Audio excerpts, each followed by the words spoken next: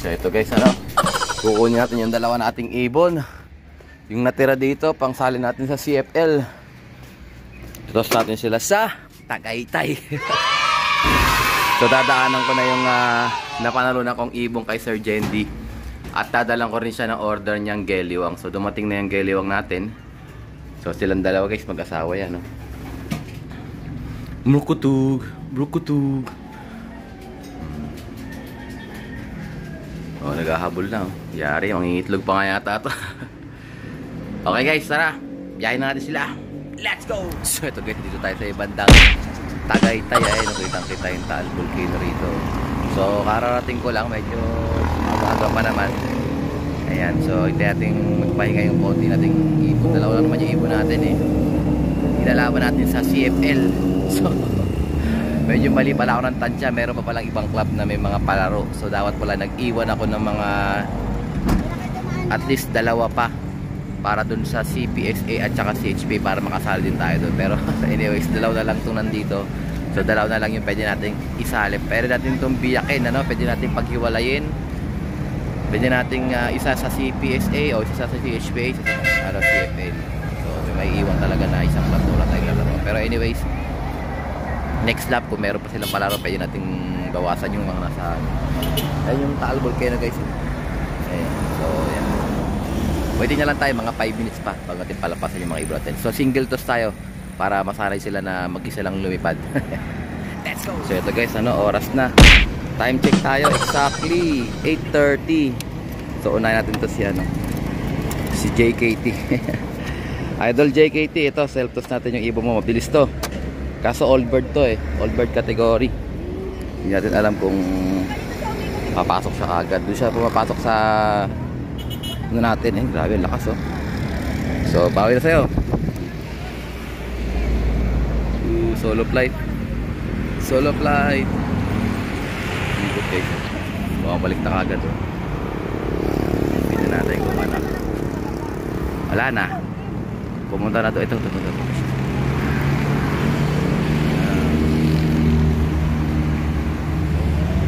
Headwind guys, kontra hangin.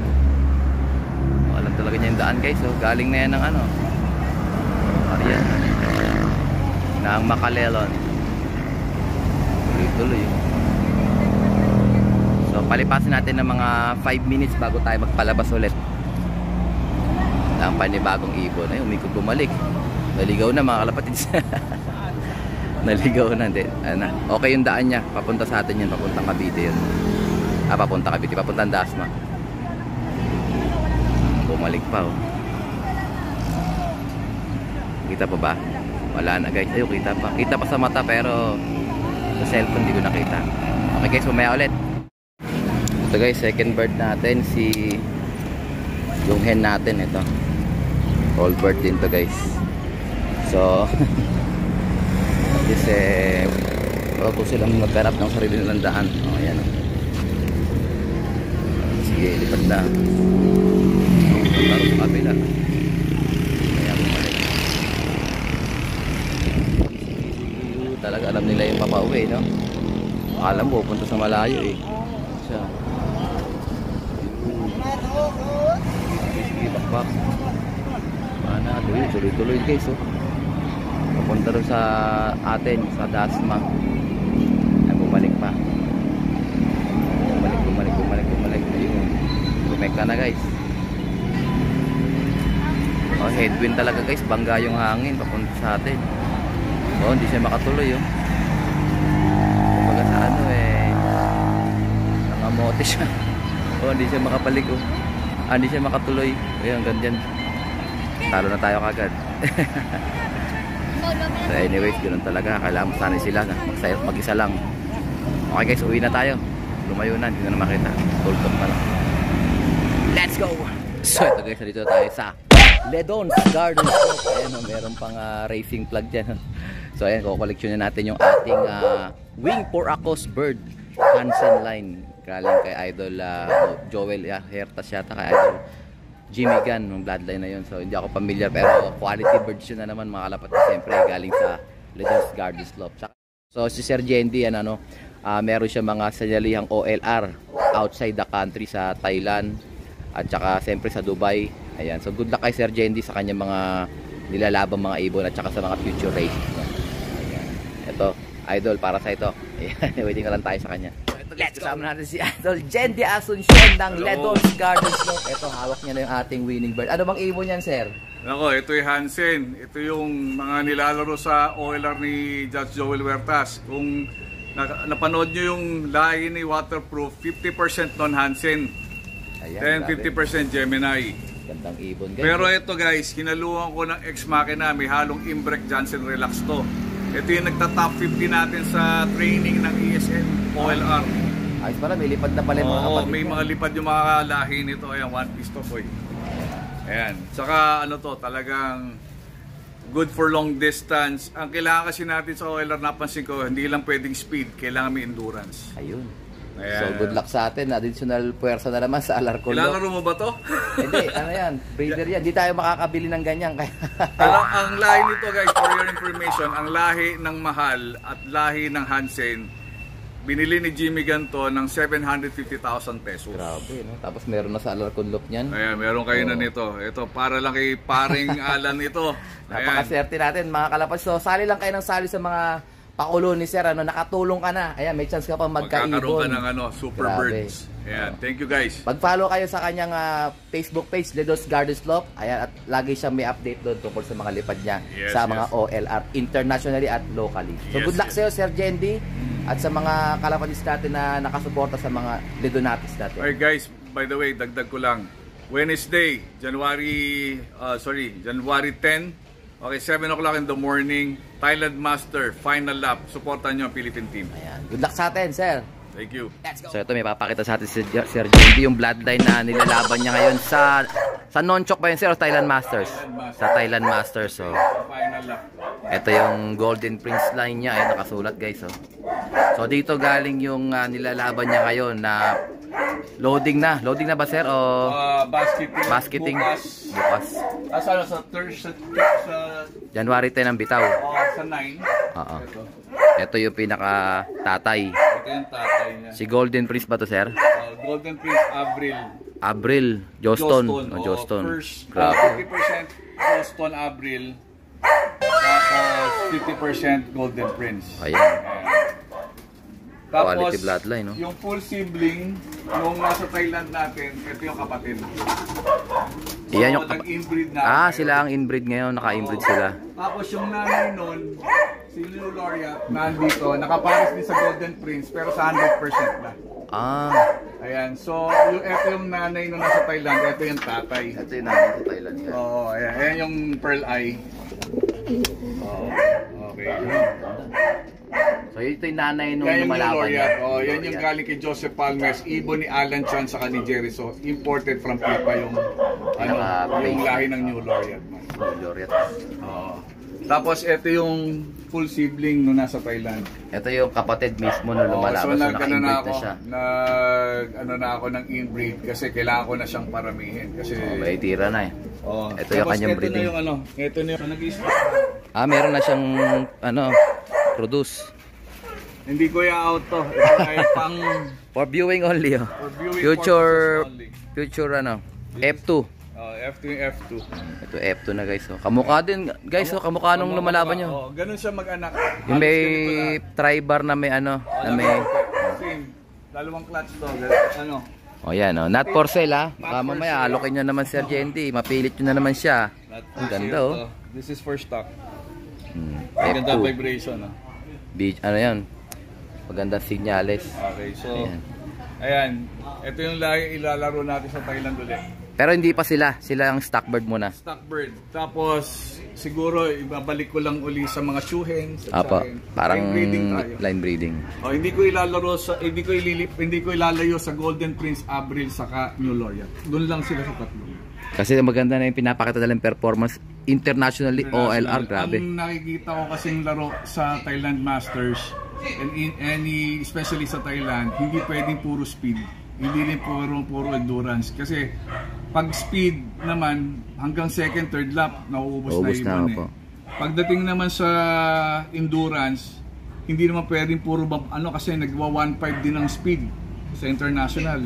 So you have to mix speed and endurance. So ako, that is 75% endurance, long distance, 25% speed. Grabe, computed na ni sir yung technique sa breeding. Kasi hindi sa OLR, you have to balance speed and endurance. Hindi pwedeng speed lang, hindi pwedeng endurance lang. So kailangan kilala mo talaga yung breeder mo, sir, ano? Yes. Paano lumipad ng mga anak? Tama yung sinasabi ng mga mentors, pinaka-importante observation. Apo. And you have to test all your lines. Hindi mo pwedeng breed ka lang ng breed tapos hindi mo naman sinusubukan. Ang pinakamagandang naituro sa akin ni Eric Madrigal, you have to test, in high milim, you have to test your line each lap or each races. Whether kung yan in north or south, local or international, you have to test it para alam mo kung saan siya mag-fit. Grabe, no? Ang tindi talaga ng hobby natin, ang lalim na. Yes, pagka inugat natin. This is not just para simpleng laro tayo tapos manalo tayo sa pusa. Hindi. There's a science about it. Hindi siya pwedeng... May approach talaga dapat you have gawin. To use science to approach the race. Kasi kung hindi, kung magre-relay lang tayo sa swerte, wala. Kailangan may gagawin ka talaga, sir, ano? Yes, may talagang kumbaga sabi nga gulong-sulong. Hindi pwedeng puro gulong lang. Hindi naman puro, 'di ba? Kumbaga gagawa mo pa rin na para manalo. Kailangan may matutunan ka every time na nagre-race, ano? And maganda yung ginagawa mo. Yung ginagawa natin, nag-share tayo sa mga kalapatis natin ng konti nating galaman. And pati tayo natututo rin sa kanila at sila natututo. Sharing is caring, kumbaga. Yeah, sharing is caring. And at ngayon guys, international na rin yung hobby natin. Ang dami na rin nagkakalapate, not only sa mga barabarangay, but international ang labanan. Ginagamit na rin tourist attraction ang pigeon racing. Kaya baka in the near future sa Pilipinas sila naman ang bumisita sa atin. Yes, abangan nyo Alegre OLR, S1 OLR, and ESM OLR. Grabe. This will be a tourist attractions not only here sa Pilipinas but also in the world. Grabe. So, good luck sa atin, Sir Jendy. Sana marami pa tayong mapalipad na matitinong mga ibon dyan sa OLR. Kasi kailangan talaga, sir, matino, no? Labanan. Matindi. Matindi talaga labanan, Advice ko lang sa mga mahilig tingin ng ibon. Hindi po basta-basta ang linyada. You have to invest. Kung gusto nating maganda maging performance ng ibon, we have to invest in a good super breeders, yung magagandang linyada. Ganyan yung advice sa akin, bibili ka ng tig-ganyan, ipunin mo na lang yan at bumili ka ng maganda talaga na pinaka gusto mo talaga na abot mo na sa budget mo. May tanong ako sa iyo. Pag bumili ka ba ng 350 na ibon, yung patuka ba ng 350 na ibon ay parehas din ang kinakain ng mas mahal na ibon? Opo, parehas lang. Parehas din. Pero ano yung difference ng resulta sa karera? Magkaiba. Talagang hindi mo maasahan. So yung para sa akin naman, all of these birds are investment. Bakit? Kasi pag nabigyan sila tayo ng panalo, tayo naman na mabibless ng ibon. Kumbaga sila na rin na magbibigay sa atin ng ginhawa sa buhay kasi magbibigay sila ng panalo sa atin. Ayun. Tsaka nga, masaya tayo na yung ganawa natin sa ibon is nagkakaroon ng resulta, sir, ano? Yes. Ako, I'm very proud, especially sa Philippine team, yung top 20 na finalist sa Thailand Masters, even sa Pattaya, Thailand, sobra yung binigay na recognition na binigay ng mga ibon sa ating kapwa Pilipino. Isipin mo, ibon, dinadala tayo sa Olympics. Galing, imagine mo that. Ibon lang yan, pero dinadala tayo sa Olympics. Yung flag natin na Philippines na doon nakikilala. The 20 birds are all super birds, world class sa Thailand Masters. Whether ibon ni Lidon yan, whether ibon ni Kenji Lof yan, ni Carmelo Lasatin, lahat po ng Philippine team, you have to support it because all those 20 birds and all the rest of the birds are world class. So request natin mga kalapads, sama natin sa dalangin na yung mga natitirang ibon sa 530 kilometers Philippine team, guys. Sa January 10, 7 o'clock in the morning, Philippine time. Release po. Ngayon pong araw is Pattaya, Thailand.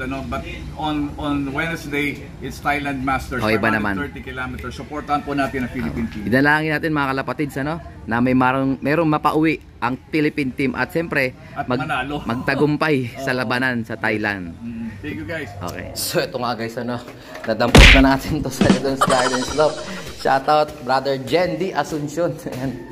So i-quarantine muna natin siya dito sa ating double cage dito. So dito ko muna siya ilalagay. So young bird pa to, guys, kumbaga sa possible siya, lipas inakay na. Possible hen. Ayan.